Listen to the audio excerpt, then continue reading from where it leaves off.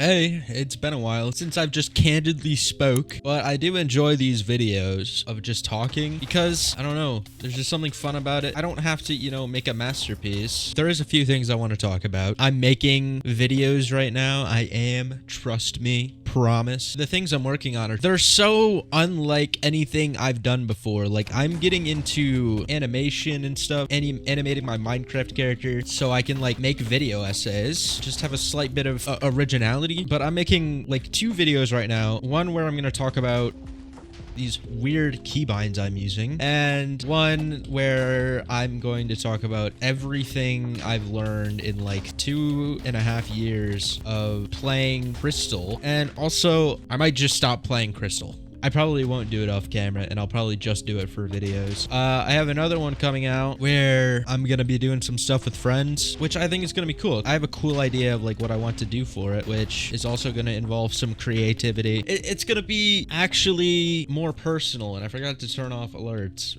Some of my videos, I've been doing things that's like the best of my ability, and I want to make things that are, some of the best stuff I can do. So you'll notice I kind of fall off towards the end of my stuff. I stopped editing pretty much, and I'll just do cuts towards like the end of my stuff. It's just because like I want to get it out, and I'm really nervous that if I don't do it all in one sitting, that I'm not gonna come back to it, just because that's how, like, I don't know, that's how I work.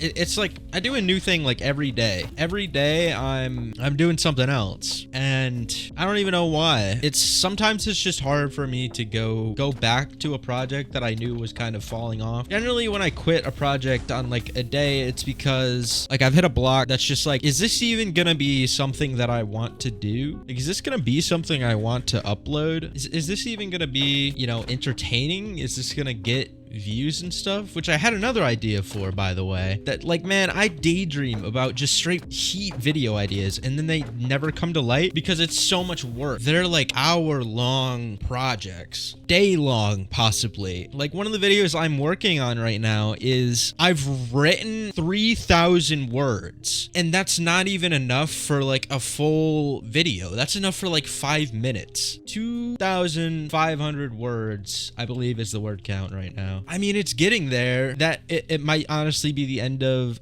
the script, because I want it to be like a 10-minute video. Yeah, I just have like a goal to make 10-minute videos. It's just, I don't know what it is about it. I feel like 10 minutes feels like a requirement for my channel, something I gotta do, because when I make a video and it's like 2 minutes long, I just feel bad. I feel like it's not enough. I always try to get my videos around 8 minutes or 10 minutes or 12 minutes. I don't like anything longer than 12 minutes, and I don't want to make 2-minute videos because they feel unfinished. I don't know, they feel unpolished. So it just makes me feel like, 10 minutes is a good range. I'm really excited about 1K. I think it's gonna be a really big milestone for me. I feel like I should just work on one project at a time, but I've been working on like 3 or 4 at a time, along with just playing games with my IRL friends and stuff like that, because I'm homeschooled, so I don't really get to hang out with my old IRL friends very often. But even when I do that, I feel like, man, maybe I should be,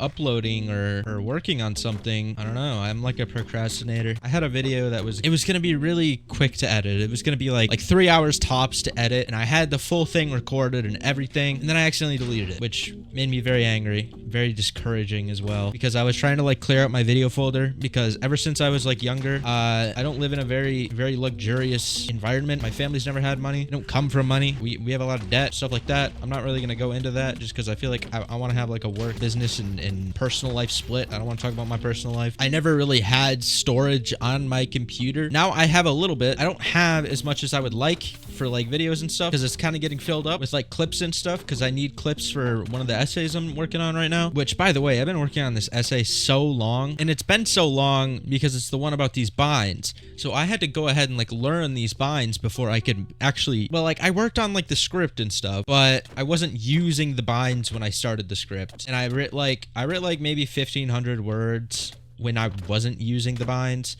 But I wanted to use the binds so that I knew what the downsides would be, and I knew what the upsides would be. I don't want to give like falsified information. Like, I don't want to say these binds are great, but then not try them. That would just be speaking out of my ass. Like, I don't want to do that. I wanted to talk about Crystal PvP. So I meet a lot of newer players who think that there's a secret to being a better player, to being high tier 3, to being low tier 2, high tier 2, high tier 1. A lot of the newer players think there's something that, you know, higher tier players aren't telling them that makes them so good, which is just not entirely true. Spend maybe a month figuring out information. Go to the, you know, PvP guide Discord. Go and watch YouTube videos. You learn all of that stuff and you have it pretty much down. You just need to learn how to utilize it. The secret to being good is your mentality about it. Don't play exactly how other people do, even if they're like tier 1, and that's because you're never going to perfectly replicate it. You're never going to be able to replicate perfectly someone else's personal play style because you don't know what's going through their head when they're playing unless they're like blatantly telling you what's going through their head. You're never going to know what their goal is. So you need to make a play style of your own based on what you see, and that's what I did. That's what a lot of other people did, especially like the first people who started CPvP. They didn't have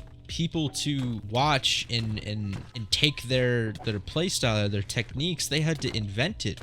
It was all improvised. So I encourage you in any game mode to improvise and have fun, because that's the biggest secret to being good at nearly anything, is to have fun doing it. And if you have fun, you're going to be able to commit. You're going to be able to spend a lot of time doing it. Extremely important to have fun playing Crystal. And I'm gonna say this, and I know some people are gonna disagree with this. Don't buy guides. Don't buy guides or coaches on how to Crystal PvP. Crystal PvP is something you should have fun doing. It's not something that you should be looking to make money off of, because you're not going to make money. You're not going to make money playing like CPvP tournaments. They don't really exist. Minecraft is not a competitive game mode. Like, if you have like a will to make money in a game like Valorant or in a game like Fortnite, maybe buy a coach.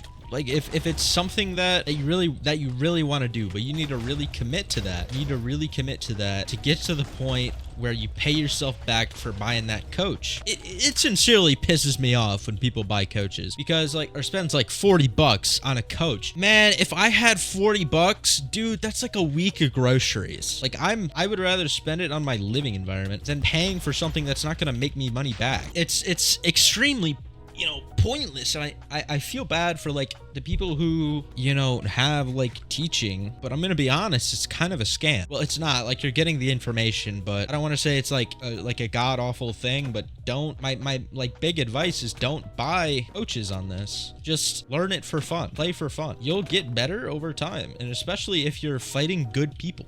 That's another thing as well, is like if you're dodging queues specifically because you know it's a good player that they're annoying to fight against, you're never gonna get better. Like, you're never gonna know how to counter these annoying play styles. Like, I have people do that all the time just because they get so angry about losing that they don't fight better players. You're gonna get the worst habits that don't work against higher level players. But the secret is your mentality.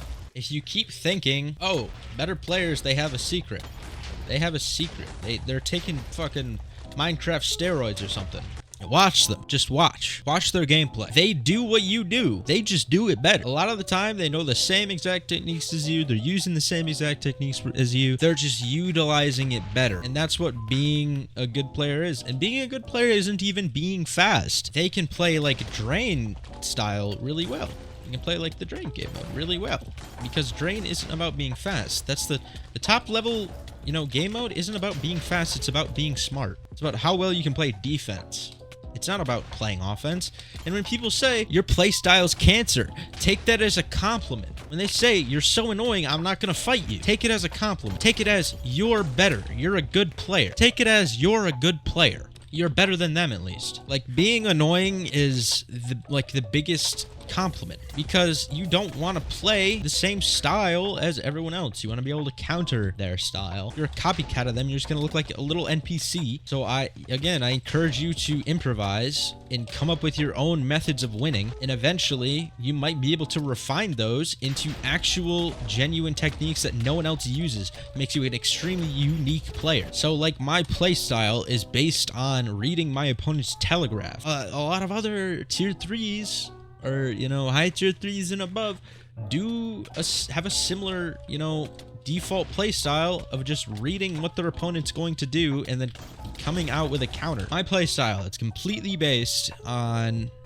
countering the annoying, exploity techniques like pearl flashing is something that I counter really well, along with like what people call Marlow anchors, where you just spam glowstone anchors. I'm fairly decent at countering those with just obsidian blocks. It's the easiest counter for them, and it's actually, I kind of forged it myself without the help of any other players. I don't ask for advice on CPvP very often, and I do have good players that I can ask when I do need advice. When I have a day where I'm noticing that everyone else is playing better and I don't know what to do about it, I can ask people and I'm extremely happy that I'm in a scenario where I can do that. But I didn't get in this scenario of being able to ask the best players in the world what to do in this scenario by just sitting on my ass and DMing them all the time, or sitting on my ass and giving them money. And it's because it's a great resource. I can also do it myself, and I might not come to as good of a conclusion as them, but I can come to one that works. And then maybe it is the conclusion they would have come to. Coming up, with something that works is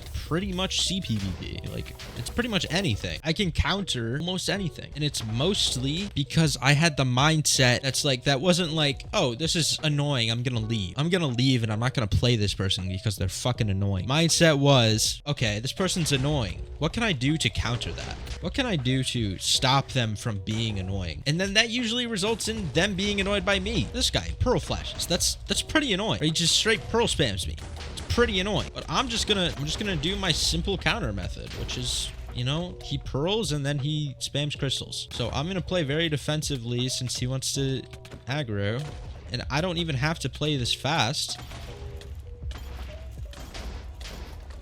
I can just read what he's doing. This is very simple. All I did there was just neutralize his playstyle. I took what he was doing. He was trying to, overwhelm me. I just neutralized it immediately. Stopped him from getting close to me. Put myself in advantageous positions every time. If you want to be the best of the best, you don't have to be fast. You have to be smart. And that's been proven in a lot of games. The biggest thing is just having that IQ, that battle IQ. But the thing that makes good players good, well, is just adaptability, how well they can play against their opponent. But yeah, remember that the secret is you.